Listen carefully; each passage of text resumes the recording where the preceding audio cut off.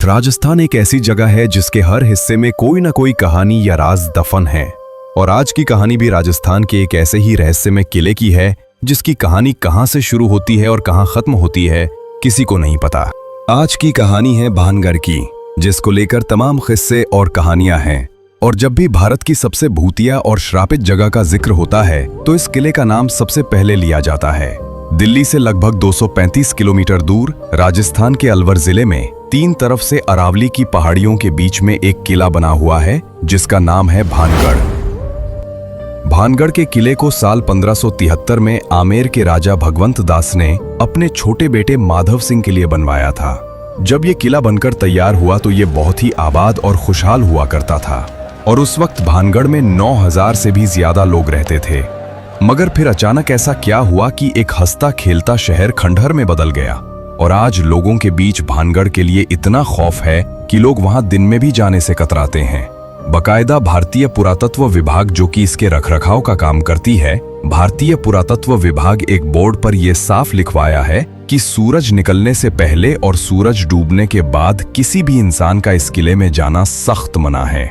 यानी कि आप दिन के उजाले में भानगढ़ के किले में जा सकते हैं, पर अंधेरा होने से पहले ही आपको वहां से बाहर आना होगा। इस किले के खंडहर भूतिया होने के पीछे की वजह वैसे तो आज भी किसी को साफ साफ नहीं पता, मगर इसके बारे में कई कहानियां प्रचलित हैं। उन कहानियों में दो ऐसी कहानी हैं जिन पर लोग सबसे ज्यादा भरोसा करते हैं और सुनते सुनाते हैं। इनमें से पहली कहानी गुरु बालूनाथ से जुड़ी हुई है। कहते हैं कि जब आमेर के राजा भगवंत दास भानगढ़ के किले को बनवा रहे थे तो वहीं कुछ दूरी पर गुरु बालूनाथ नामक एक तपस्वी रहते थे। जब उन्हें पता चला कि आमेर के राजा यहाँ पर एक भव्य किला बनवा रहे हैं तो उन्होंने राजा भगवंत दास के पास एक पैगाम भिजवाया और उन्हें अपने पास बुलवाया। जब राजा भगवंत दास गुरु बालूनाथ के पास पहुंचे तो उन्होंने राजा से कहा, आप इस किले को बनवा रहे हैं, उससे मुझे कोई आपत्ति नहीं है, मगर एक बात का ध्यान रखना कि इस किले की ऊंचाई इतनी मत कर देना कि उसकी परछाई दिन के किसी भी वक्त जहां मैं तपस्या करता हूं वहां तक पहुंचे और मुझे छुए। उन दिनों जितने भी साधु संत और महात्मा हुआ करते थे सभी बहुत सिद्ध हुआ करते थे और सभी का बहुत आदर किया जाता था। उनकी कही किसी भी बात को हल्के में नहीं लिया जाता था। इसलिए राजा भगवंत दास ने गुरु बालूनाथ की बात को सुनने के बाद ठीक वैसा ही किया और भानगढ़ किले के किसी भी भाग की ऊंचाई इतनी नहीं रखवाई कि उसकी परछाई गुरु बालूनाथ तक पहुंच सके। गुरु बालूनाथ के इस बात का ख्याल अगली 2 पीढ़ियों तक रखा गया, मगर कहते हैं कि जब तीसरी पीढ़ी ने भानगढ़ की गद्दी संभाली तो उन्होंने इस बात को नजरअंदाज कर दिया और गुरु बालूनाथ की दी हुई चेतावनी को अनसुना कर दिया। इसके बाद उन्होंने भानगढ़ के किले को और ऊंचा करवा दिया, जिसकी वजह से उस किले की परछाई गुरु बालूनाथ तक पहुंच गई। जब भानगढ़ किले की परछाई ने गुरु बालूनाथ को छुआ तो उन्हें बहुत गुस्सा आया और उसी वक्त उन्होंने भानगढ़ को श्राप दिया कि भानगढ़ तबाह हो जाएगा। कहते हैं कि गुरु बालूनाथ के इसी श्राप के बाद भानगढ़ पर मुसीबत टूटी और पूरा भानगढ़ तबाह हो गया। इसके अलावा यह भी कहा जाता है कि 1783 में जो चालीसा अकाल आया था, जिसमें मरने वालों का आंकड़ा करोड़ों में था, वो अकाल गुरु बालूनाथ के शाप की वजह से ही आया था, जिसने भानगढ़ समेत पूरे उत्तर भारत के करोड़ों लोगों को भूखा मरने पर मजबूर कर दिया। बाद में ऐसा नहीं है कि किसी और ने वहां बसने की कोशिश नहीं की। कई लोगों ने भानगढ़ में बसना चाहा और कई लोगों ने वहां नए मकान बनाने की कोशिश भी की, मगर कहते हैं कि जो भी वहां मकान बनाता है उसकी छत कभी नहीं टिकती और हमेशा गिर जाती है। लोगों का मानना है कि ये सब शापित होने की वजह से ही होता है। अब दूसरी कहानी जिस पर लोग सबसे ज्यादा विश्वास करते हैं वो कहानी एक राजकुमारी से जुड़ी है। कहते हैं कि एक वक्त जब भानगढ़ बहुत ही आबाद और खुशहाल हुआ करता था तब इस किले के महल में एक राजकुमारी रहती थी जिनका नाम था रत्नावती। राजकुमारी रत्नावती बेहद ही खूबसूरत थीं और उनकी सुंदरता के चर्चे दूर दूर तक फैले हुए थे। आए दिन बड़े बड़े राजाओं की शादी के न्योते आते रहते थे, मगर इन राज्यों के अलावा एक और शख्स जो राजकुमारी रत्नावती का दीवाना था उसका नाम था सिंधिया।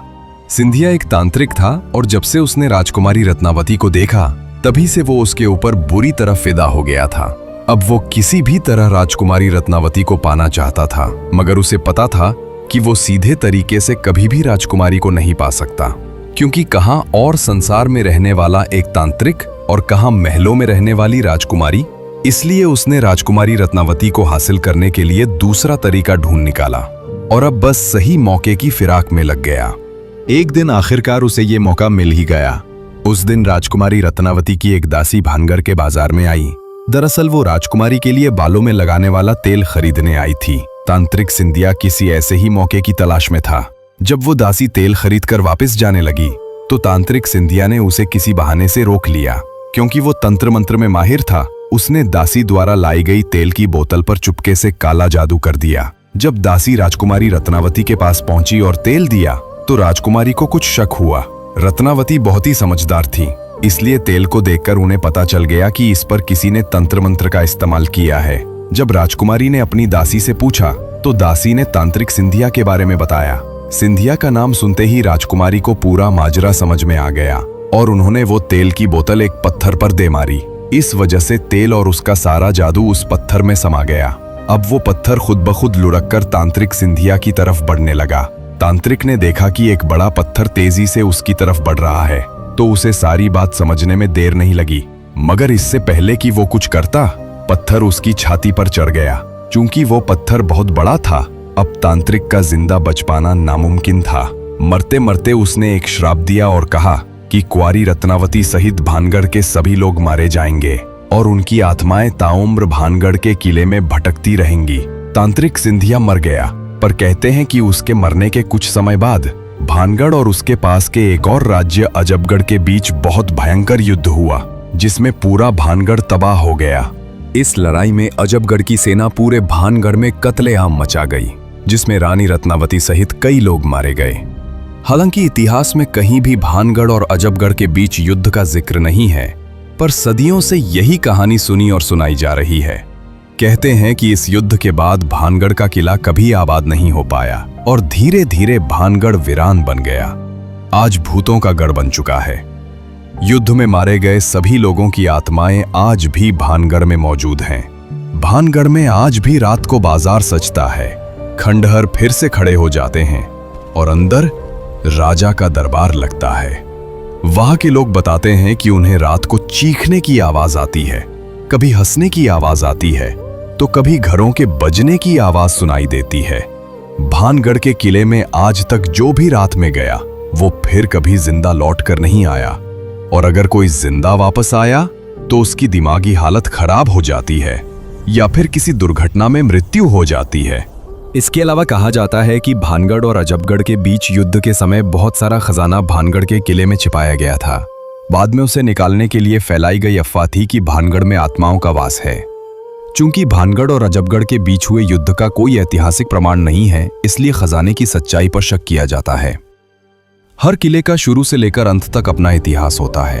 भानगढ़ का किला कैसे और किसने बनवाया इसका इतिहास है, मगर ये तबाह कैसे हुआ इसका इतिहास में कोई जिक्र नहीं है। यही चीज भानगढ़ के किले को और रहस्यमयी बनाती है।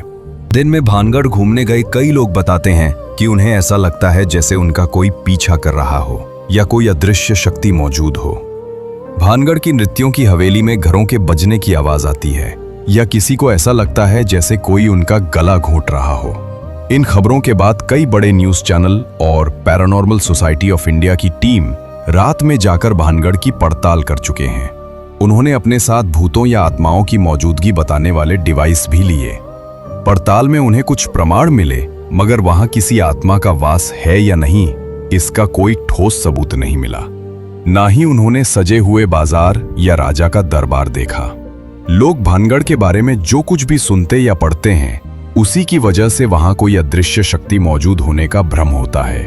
भारत सरकार की तरफ से रात में किले में एंट्री बैन करने की वजह से भी भूत प्रेत वाली बातें हवा में फैल गईं। वहीं दूसरी तरफ लोग आज भी इन किस्सों और कहानियों को सच मानते हैं और उनके अनुसार भानगढ़ के किले में आज भी भूत और आत्माएं मौजूद हैं। कुल मिलाकर आज भी किसी को नहीं पता कि 300 साल पहले भानगढ़ में ऐसा क्या हुआ कि वो वीरान और खंडर बन गया और पूरे भारत की सबसे डरावनी और भूतिया जगह बन गया। तो ये थी पूरी कहानी भूतों के गढ़ भानगढ़ की। मुझे उम्मीद है कि आपको मेरी जानकारी जरूर पसंद आई होगी।